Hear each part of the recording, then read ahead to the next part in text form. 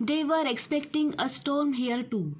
The wind picked up an hour ago, but it looks okay so far. Bills wants to get home before it starts. He was waving to her from the plane then, and Jane grabbed her styrofoam cup of coffee and walked toward him. As she wound up the conversation with Annie, I will call you when I get home. Don't work too hard. I love you. Why don't you bring Seth out to dinner next weekend? I will try. I may have to work depending on how the meeting goes tomorrow. I love you too. Call me later.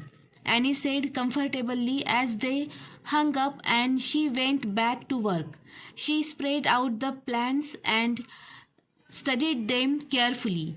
She could see a few adjustments she wanted to make, just subtle ones, but she was a perfectionist and wanted everything to be flawless the next day. She began slowly and meticulously making the changes she had thought about all weekend. Jane goes into the plane. That was her husband's pride and joy. He had been a Navy pilot and in love with planes all his life. This was the biggest one he had had. It was a Cessna 414 Chancellor that seated it. It was perfect for them, their three children, and their babysitter Magdalena, when she came to the vineyard with them, which left room for two friends, or the mountain of shopping bags and suitcases that Jane always dragged back and forth between Greenwich and the vineyard. The plane was a luxury, but it meant more to Bill than their house, and was his most beloved possession. Jane always felt totally safe when Bill was flying, more so than on any commercial flight. He kept his license current and was instrument rated. Get your ass in here, he said jokingly, as she pushed one more shopping bag into the plane. There was a storm coming, and I was to get us home before it hits. The sky was darkening as he said it, and Jane's long blonde hair was flying in the wind. She hopped in and he leaned over and kissed her, and then concentrated on the dials in front of him. He had clearance to leave, and they had instruments if the weather got soaked in. Bill put the headphones on and talked to the tower as Jane pulled a magazine out of her bag.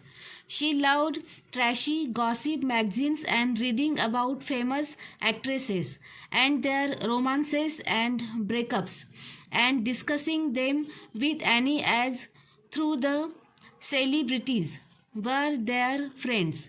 Bill loved to tease them about it. He carefully watched the sky as they took off in a stiff wind, and he rose quickly to the altitude he had been assigned by the tower. They would be landing at Westchester Country Airport in roughly an hour. It was an easy flight, and he had paid attention to the traffic around bottom. He chatted amiably with the tower several times and smiled at Jane. They had had a nice weekend, as much as he loved them. It was nice to get away from the kids and have her to himself. Annie sounded serious about her new guy, Jane reported as he laughed. You are not going to the happy until you marry her off. He knew his wife well, and they both knew he was right. She's still a kid and she just started her first job. I was 22 when I married you, she reminded him. Annie is 26. You were not as serious about your career as she is. Give her a chance. She is not exactly an old maid. There was no way she ever would be. She was young and beautiful, and men were always pursuing her. But Bill was right. Annie wanted to get her career as an architect squared away before she settled down, which sounded sensible to him, and she loved being an aunt but wasn't ready to have kids.